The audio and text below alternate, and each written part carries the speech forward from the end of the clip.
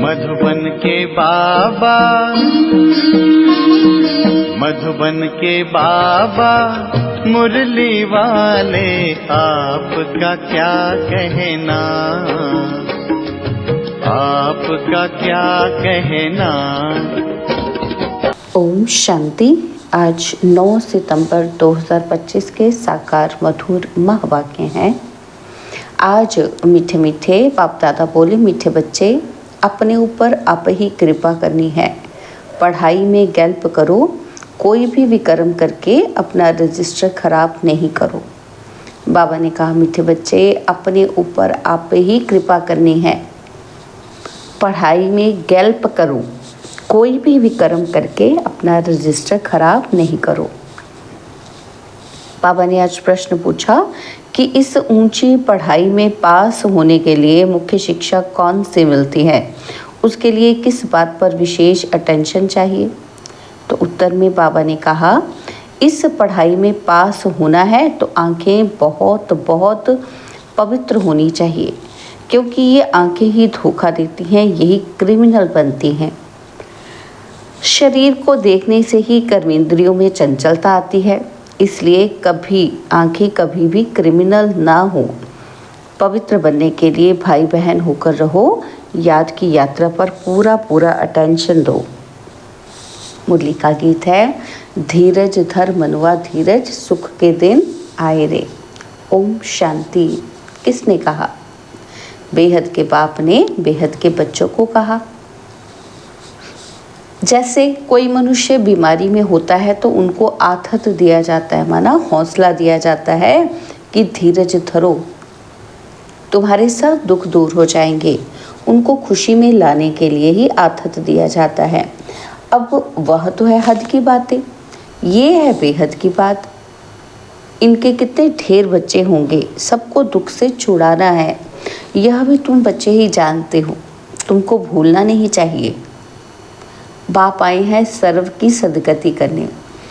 सर्व का सदगति दाता है तो इसका मतलब सभी दुर्गति में है। सारी दुनिया के मनुष्य मात्र और उनमें भी खास भारत आम दुनिया कहा जाता है। खास तुम सुखधाम में जाएंगे और बाकी सब शांति धाम में चले जाएंगे। बुद्धि में आता है कि बरोबर हम सुखधाम में थे तो और धर्म वाले शांति धाम में थे। बाबा आया था, भारत को सुख धाम बनाया था, तो एडवर्टाइजमेंट भी ऐसी करनी चाहिए।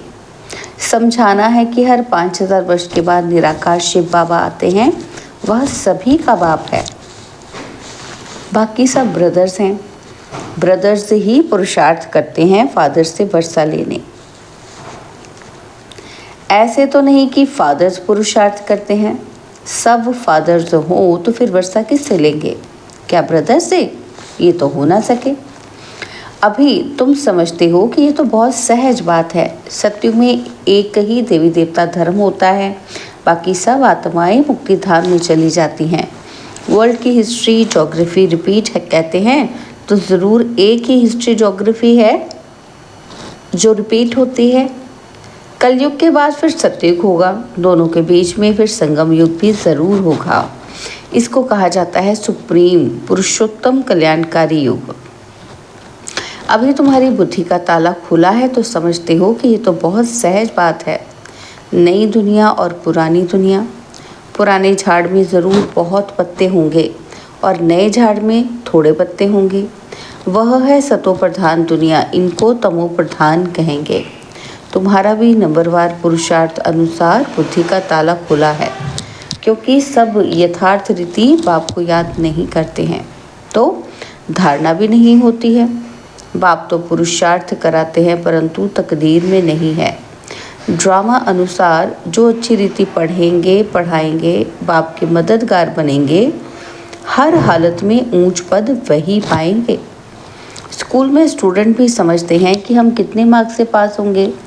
तीव्र वेगी जोर से पुरुषार्थ करते हैं, ट्यूशन के लिए टीचर रखते हैं कि कैसे भी करके पास होवें। यहाँ भी बहुत गल्प करना है, अपने ऊपर कृपा करनी है। बाबा से अगर कोई पूछे कि अब शरीर छूटे तो इस हालत में क्या पद पाएंगे, तो बाबा झट बताएंगे कि ये तो बहुत सहज समझने की बात है। जैसे हद के स्टूडेंट समझते हैं, बेहद के स्टूडेंट भी समझ सकते हैं, बुद्धि से समझ सकते हैं कि हमसे घड़ी घड़ी ये भूलें होती हैं, विकर्म होता है। रजिस्टर खराब होगा तो रिजल्ट भी ऐसे निकलेगी। हर एक अपना रजिस्टर रखे, यूं तो ड्रामानुसार सब नूंद हो ही जाती है। खुद भी समझते हैं कि हमारा रजिस्टर तो बहुत खराब है, ना समझ सके तो बाबा बता सकते हैं। स्कूल के रजिस्टर आदि सब रखा जाता है, इनका तो दुनिया में किसी को पता ही नहीं है। नाम है गीता पाठशाला, वेद पाठशाला कभी नहीं कहेंगे। वेद, उपनिषद, ग्रंथ आदि किसी की भी पाठशाला नहीं कहेंगे। पाठशाला में एम ऑब्जेक्ट है, हम भविष्य में ये बनेंगे। कोई वेद शास्त्र बहुत पढ़ते हैं तो उनको भी टाइटल मिलता है, कमाई भी होती है। कोई तो बहुत कमाई करते हैं, परंतु वह कोई अविनाशी कमाई नहीं है, साथ नहीं चलती है। ये सच्ची कमाई साथ चलनी है, बाकी सब खत्म हो जाती है। तुम बच्चे जानते हो हम बहुत बहुत कमाई कर रहे हैं, हम विश्व के मालिक बन सकते हैं। सूर्यवंशी डिनाइस्टी है तो ज़रूर बच्चे तख्त पर बैठेंगे, बहुत ऊंच पद है। तुमको स्वप्न में भी नहीं था कि हम पुरुषार्थ कर राज्य पद पाएंगे। इसको कहा जाता है राजयोग, और वह होता है बैरिस्ट्री योग, डॉक्टरी योग। पढ़ाई और पढ़ाने वाला याद रहता है, और यहाँ भी ये है सहज याद। याद में ही मेहनत है, अपने को देही अभिमानी समझना पड़े। आत्मा में ही संस्कार भरते हैं। बहुत आते हैं जो कहते हैं हम तो शिव बाबा की पूजा करते थे, परंतु क्यों पूजा करते हैं ये नहीं जानते। शिव को ही बाबा कहते हैं और किसी को बाबा नहीं कहेंगे। हनुमान, गणेश आदि की पूजा करते हैं, ब्रह्मा की पूजा होती ही नहीं। अजमेर में भल मंदिर हैं, वहाँ के थोड़े ब्राह्मण लोग पूजा करते होंगे, बाकी गायन आदि कुछ नहीं। श्री कृष्ण का, लक्ष्मी नारायण का कितना गायन है, ब्रह्मा का नाम नहीं, क्योंकि ब्रह्मा तो इस समय सांवरा है, और फिर बाप आकर इनको एडॉप्ट करते हैं। यह भी बहुत सहज है। तो बाप बच्चों को भिन्न भिन्न प्रकार से समझाते हैं। बुद्धि में ये रहे कि शिव बाबा हमको सुना रहे हैं, वह बाप भी है, टीचर भी और गुरु भी है। शिव बाबा ज्ञान का सागर हमको पढ़ाते हैं। अभी तुम बच्चे त्रिकालदर्शी बने हो, ज्ञान का तीसरा नेत्र तुमको मिलता है, यह भी तुम समझते हो। आत्मा अविनाशी है, आत्माओं का बाप भी अविनाशी है, यह भी दुनिया में कोई नहीं जानते। वह तो सब पुकारते ही हैं कि बाबा हमको पतित से पावन बनाओ। ऐसे नहीं कहते कि वर्ल्ड की हिस्ट्री, ज्योग्राफी आकर सुनाओ, यह तो बाप खुद आकर सुनाते हैं। पतित से पावन, फिर पावन से पतित कैसे बनेंगे, हिस्ट्री रिपीट कैसे होगी, वह भी बताते हैं। 84 का चक्र है, हम पतित क्यों बने हैं और फिर पावन बन कहाँ जाना चाहते हैं। मनुष्य तो सन्यासी आदि के पास जाकर कहेंगे मन की शांति कैसे हो, ऐसे नहीं कहेंगे कि हम संपूर्ण निर्विकारी पावन कैसे बने। ये कहने में लज्जा आती है। और अभी बाप ने समझाया है, तुम सब भक्तियाँ हो और मैं हूँ भगवान ब्राइड ग्रूम, तुम हो ब्राइड्स। तुम सब मुझे याद करते हो, मैं मुसाफिर बहुत ब्यूटीफुल हूँ, सारी दुनिया के मनुष्य मात्र को खूबसूरत बनाता हूँ। वंडर ऑफ वर्ल्ड स्वर्ग ही होता है। यहाँ 7 वंडर्स गिनते हैं, वहाँ तो वंडर ऑफ वर्ल्ड एक ही स्वर्ग है। बाप भी एक तो स्वर्ग भी एक, जिसको सभी मनुष्य मात्र याद करते हैं।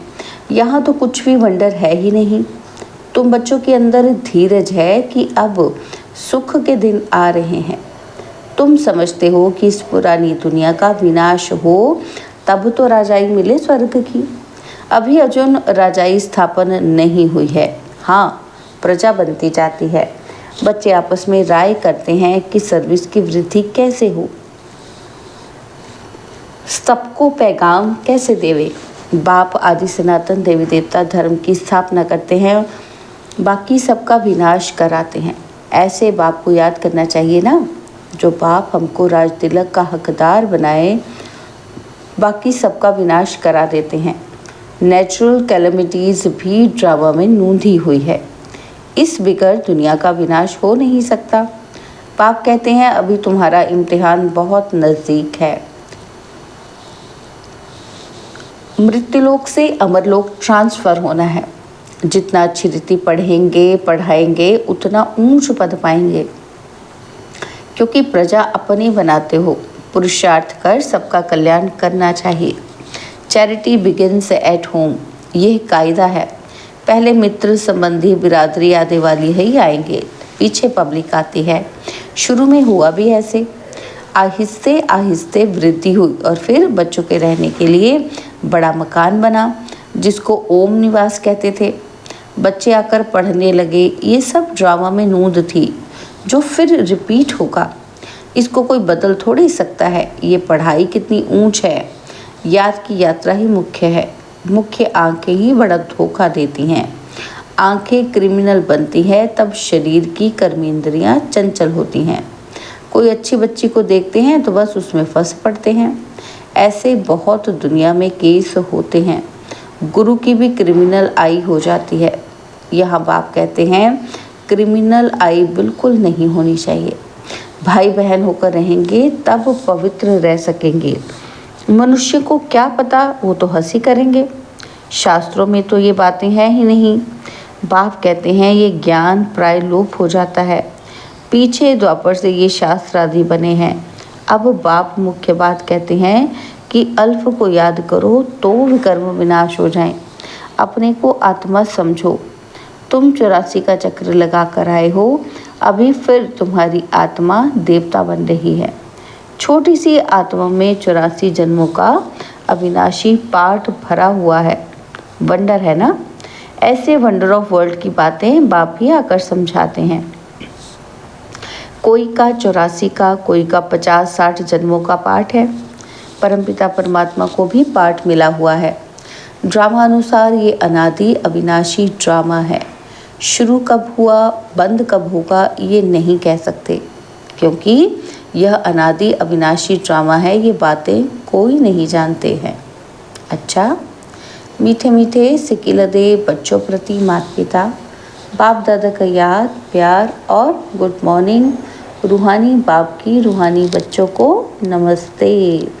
हम रूहानी बच्चों की रूहानी बाप दादाजी को दिलवा जान सिकवा प्रेम से नमस्ते। ओम शांति। प्यारे बाबा, मीठे बाबा, मेरे बाबा, शुक्रिया बाबा, शुक्रिया बाबा, शुक्रिया। धारणा के लिए मुख्य सार है। पहला पॉइंट है, अभी इम्तिहान का समय बहुत नज़दीक है, इसलिए पुरुषार्थ कर अपना और सर्व का कल्याण करना है। पढ़ना और पढ़ाना है। Charity begins at home. और दूसरा पॉइंट है, देही अभिमानीपन अविनाशी सच्ची कमाई जमा करनी है। अपना रजिस्टर रखना है। कोई भी ऐसा विकर्म ना हो जिससे रजिस्टर खराब हो जाए।